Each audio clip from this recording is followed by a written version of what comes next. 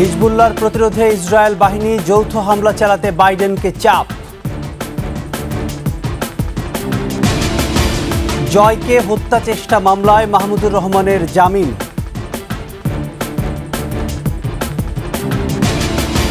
লুটের টাকায় গোলাপের সাম্রাজ্য, জমি দখল, টেন্ডারবাজি সহ সরকারি বরাদ্দ আত্মসাতের বিস্তর অভিযোগ।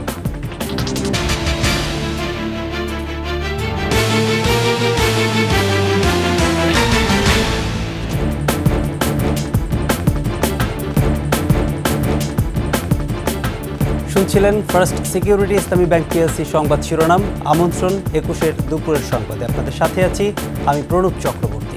দর্শক, 21 টেলিভিশনের সংবাদ একই সাথে সরাসরি দেখতে পাবেন আমাদের ফেসবুক পেজ www.facebook.com/2124 অনলাইন। এছাড়া সাবস্ক্রাইব করতে পারেন www.youtube.com/21ETV চ্যানেলে।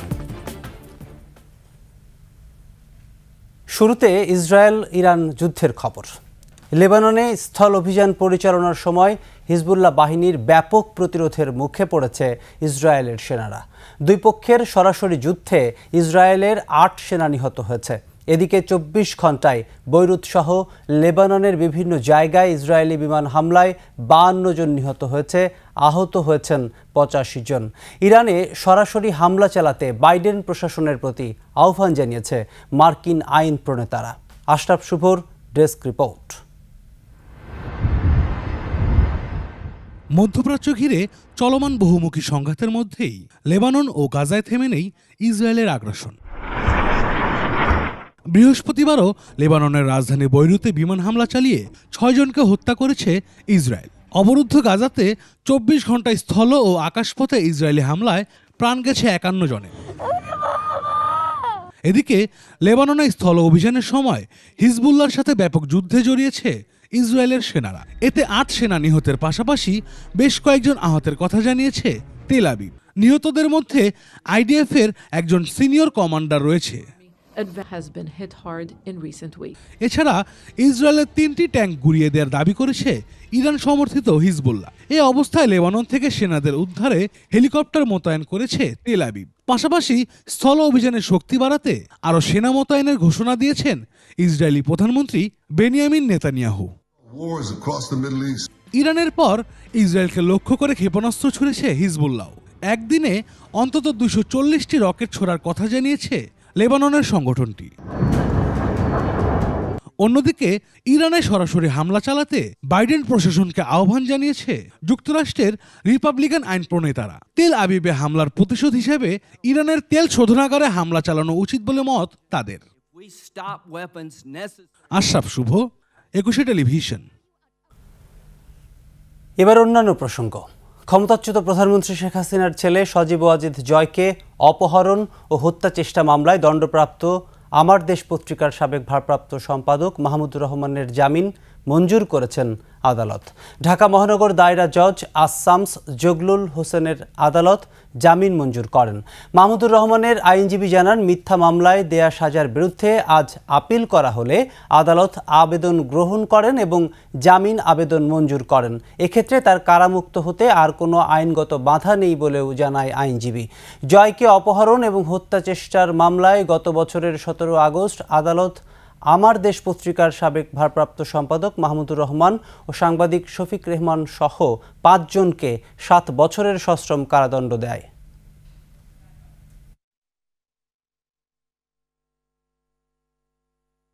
আজকে আমরা আপিল দায়ের করেছি এবং আপিলের পরে আজকে আমাদের বেল অ্যাপ্লিকেশনও ছিল। বেল অ্যাপ্লিকেশন শুনে মাননীয় আদালত উনি জামিন মঞ্জুর করেছেন।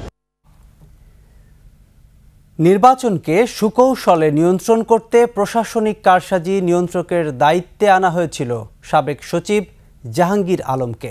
পরবর্তীতে বৈষম্য বিরোধী আন্দোলনে হত্যাযজ্ঞের নির্দেশ বাস্তবায়ন সহ আওয়ামী সরকারের অনেক অপকর্মের অন্যতম হোতা এই জাহাঙ্গীর, এমন অভিযোগ বিশিষ্টজনদের।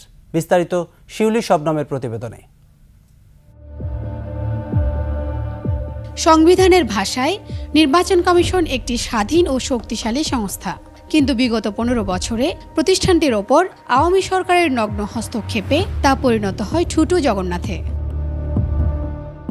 তৎকালীন সরকারের নির্বাচনী খেলার সব ধরনের ষড়যন্ত্র একটি নির্দিষ্ট সময় জুড়ে বাস্তবায়ন করেছেন সাবেক সচিব জাহাঙ্গীর আলম। 2022 সালের 27 অক্টোবর নির্বাচন কমিশনে যোগ দিয়ে নিজেই হয়ে ওঠেন সরকার ও ইসির মধ্যে শক্ত সেতু। সরকারি কর্মকর্তা এবং তার অনুগত কর্মকর্তাকে অন্যতম প্রধান জায়গায় মানে সচিবিক দায়িত্ব পালন করার মধ্যে দিয়ে সে ম্যানিপুলেশনের কাজটা করেছে। সাবেক এই সচিবের বিরুদ্ধে অনিয়ম দুর্নীতি সহ বিভিন্ন অভিযোগের বিষয়ে নিরপেক্ষ তদন্ত জরুরি বলে মনে করেন নির্বাচন ব্যবস্থা সংস্কার কমিশনের প্রধান। এটা সুষ্ঠু তদন্তের মাধ্যমে উনি যদি দোষী সাব্যস্ত হন তাহলে ওনার শাস্তি পাওয়া উচিত, আর দোষী সাব্যস্ত যদি না হন তিনি মুক্ত হবেন। ওনার বিরুদ্ধে অভিযোগ আছে, তাই অভিযোগগুলো তদন্ত হওয়া দরকার।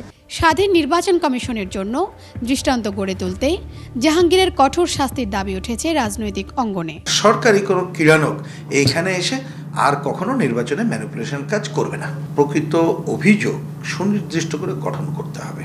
সেই সুনির্দিষ্ট অভিযোগ ছাড়া শুধু গ্রেপ্তার করলে এটা লোক দেখানো হবে। জাতীয় কিংবা স্থানীয় যে কোনো নির্বাচনে সরকারের নীল নকশা বাস্তবায়নে জাহাঙ্গীর আলম এতটাই পটু ছিলেন যে তার খেতাব হয়ে ওঠে ডামি নির্বাচনের কারিগর। শিউলি শবনম, একুশে টেলিভিশন, ঢাকা। দীর্ঘ এক যুগ ধরে লুটপাট করেছেন সাবেক সংসদ সদস্য আব্দুস সোবহান গোলাপ। ক্ষমতার অপব্যবহার করে সরকারি বরাদ্দ আত্মসাৎ, পৌরসভা ও ইউপি নির্বাচনে মনোনয়ন বাণিজ্য, টেন্ডার বাণিজ্য, জমি দখল, সরকারি প্রতিষ্ঠানে চাকরি দিয়ে কামিয়েছেন শত শত কোটি টাকা। কোণঠাসা করে রাখতেন নিজ দলের কর্মীদেরও। যে কোনো কাজের নাজরানা নিতেন তার স্ত্রীও। মাদারীপুর প্রতিনিধি নজরুল ইসলাম পলাশের তথ্যচিত্রে গোলাপের দুর্নীতির বিস্তারিত থাকছে ডেস্ক রিপোর্টে। আব্দুস সোবহান গোলাপ আওয়ামী লীগের মনোনয়নে 2018 সালের বিতর্কিত নির্বাচনে হন মাদারীপুর 3 আসনের সংসদ সদস্য। দলের কেন্দ্রীয় কমিটিতে পান প্রচার ও প্রকাশনা সম্পাদকের পদ, ছিলেন দলের কেন্দ্রীয় দপ্তর সম্পাদকও। এরপর থেকেই অবৈধ পথে টাকা কামাতে আরও সক্রিয় হন গোলাপ। শেখ হাসিনার নাম ভাঙিয়ে দেশ জুড়ে বিছিয়েছিলেন মনোনয়ন বাণিজ্যের জাল।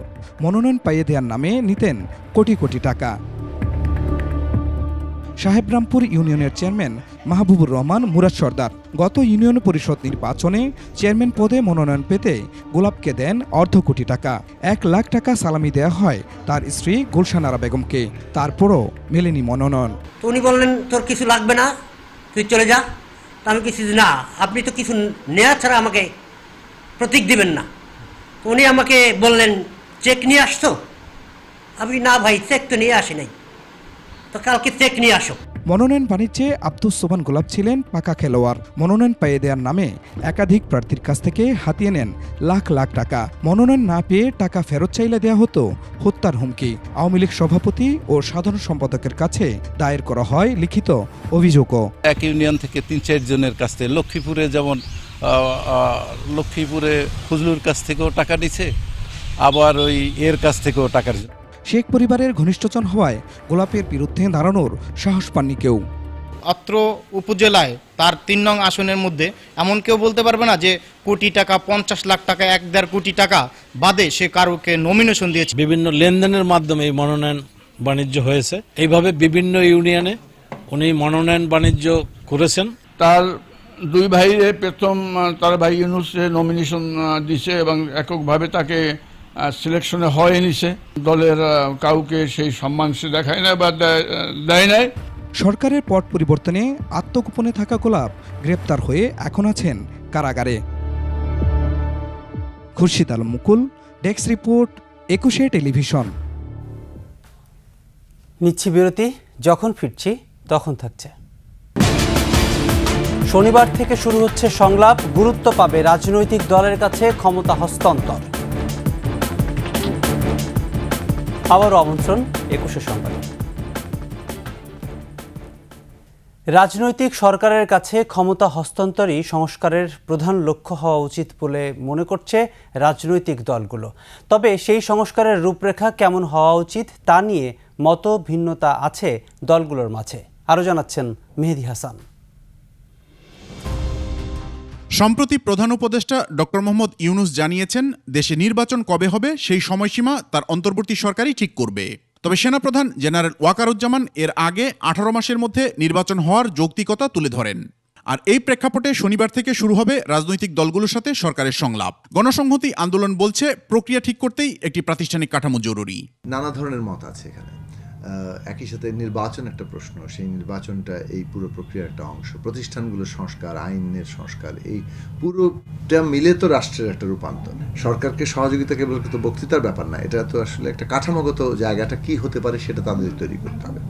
এখন এটা আমরা বলেছি যে একটা জাতীয় একটা ন্যাশনাল পলিটিক্যাল কাউন্সিল মতো গঠন করা যেতে পারে, যেটার মধ্য দিয়ে রাজনৈতিক দলগুলোর সাথে একটা নিবিড় যোগাযোগ সরকারের থাকবে। বিএনপি বলছে সংস্কার একটি চলমান প্রক্রিয়া, দ্রুততম সময়ের মধ্যে নির্বাচন অনুষ্ঠানকে গুরুত্ব দিতে হবে। সব ক্ষেত্রে যদি সরকার সময় নেয় তাহলে এর তো অন্তহীন একটি ঘটনা হবে। সরকার বর্তমান তারা এটা শুরু করতে পারে, কিন্তু এটা শেষ তো একটা সরকারই পারবে, এটা আমাদের বিবেচনায় ব্যক্তিগতভাবে আমি তা মনেও করি না। কিন্তু সবথেকে বেশি জরুরি হচ্ছে একটি নির্বাচিত গণতান্ত্রিক সরকার। সব দলমতের সমর্থন নিয়েই সরকারকে সংস্কার করতে হবে বলেও মত এই বিএনপি নেতার। জনগণের সবথেকে বড় নিরাপত্তা কর্মী। মেহেদী হাসান, 21 টেলিভিশন, ঢাকা।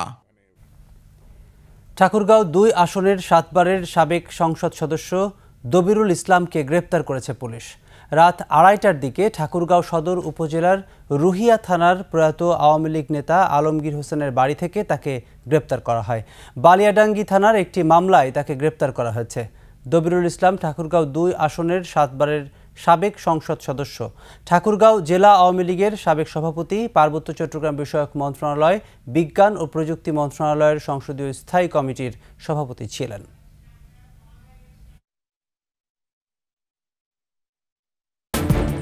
আবারও আমন্ত্রণ 21-এর দুপুরের সংবাদে। আশুলিয়া শিল্পাঞ্চলে অভ্যন্তরীণ সমস্যার কারণে অন্তত 20টি কারখানা আজও বন্ধ রয়েছে, তবে স্বাভাবিক রয়েছে কারখানার পরিস্থিতি। আশুলিয়ায় আজ অধিকাংশ কারখানায় সকাল থেকে কাজে যোগ দিয়েছে শ্রমিকরা। শান্তিপূর্ণ পরিবেশ বিরাজ করছে শিল্পাঞ্চলে। অন্যদিকে গাজীপুরে তৈরি পোশাক কারখানা সহ সকল শিল্প প্রতিষ্ঠানে উৎপাদন স্বাভাবিক রয়েছে।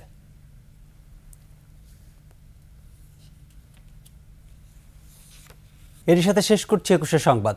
যাবার আগে ফার্স্ট সিকিউরিটি ইসলামী ব্যাংক পিএলসি সংবাদ শিরোনামগুলো আরও একবার। হিজবুল্লাহর প্রতিরোধে ইসরায়েল বাহিনী যৌথ হামলা চালাতে বাইডেনকে চাপ।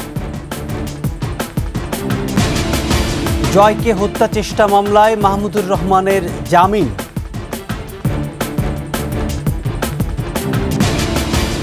লুটের টাকায় গোলাপের সাম্রাজ্য, জমি দখল, টেন্ডারবাজি সহ সরকারি বরাদ্দ আত্মসাতের বিস্তর অভিযোগ।